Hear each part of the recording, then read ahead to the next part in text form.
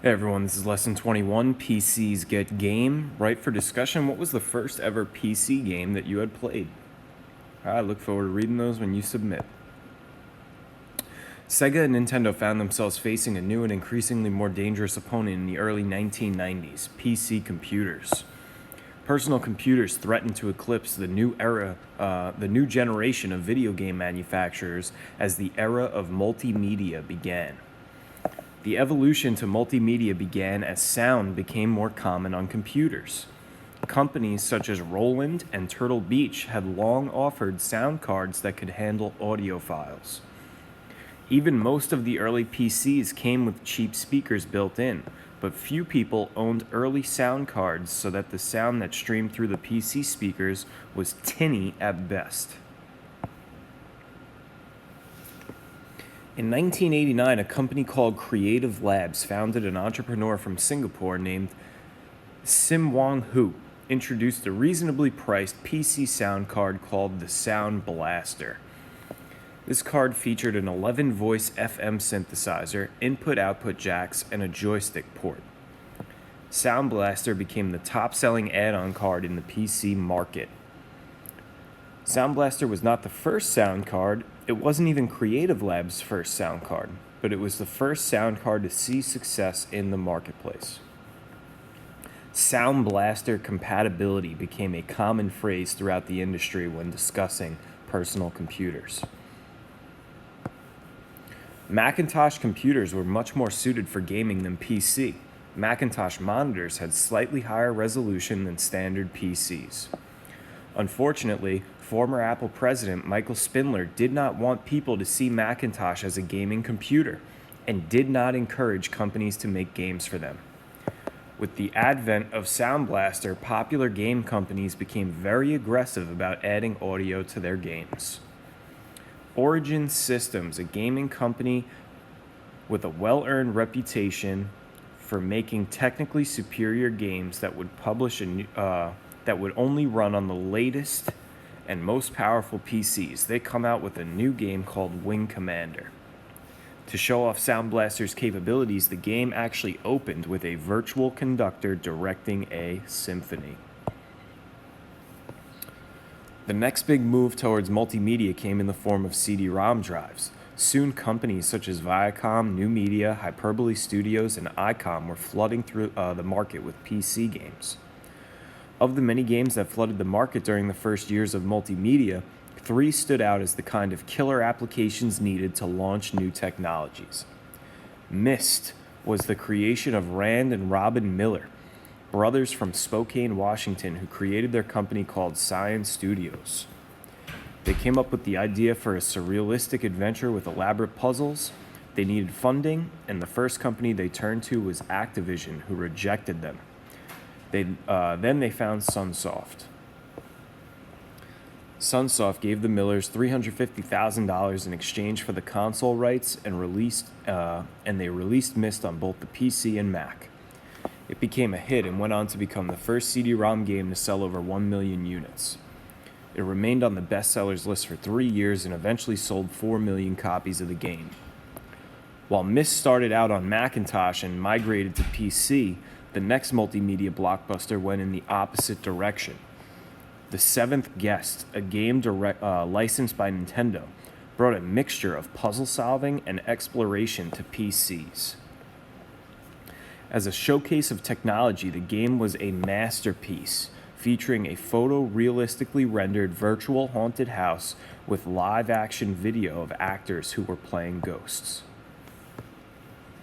However, The Seventh Guest had far less puzzles than Myst and was not nearly as visually appealing, so it did not enjoy the same success.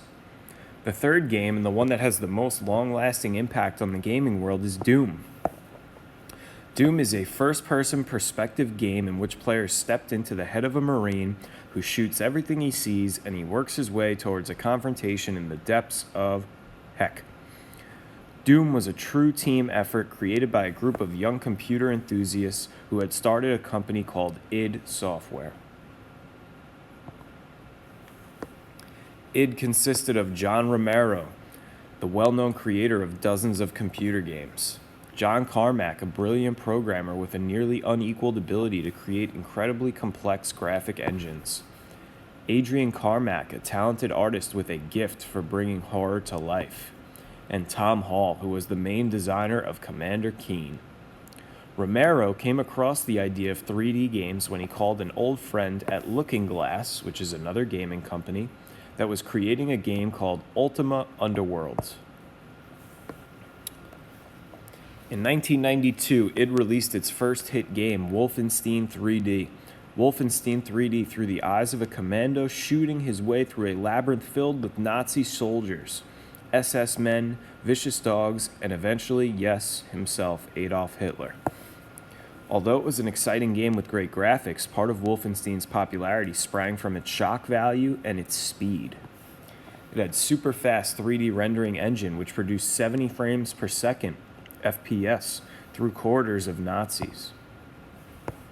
id games were distributed via a unique method called shareware. The idea was that consumers could download the first section of the game for free from the internet or order it by mail. If they liked the game, they could purchase the rest of it by contacting the publisher.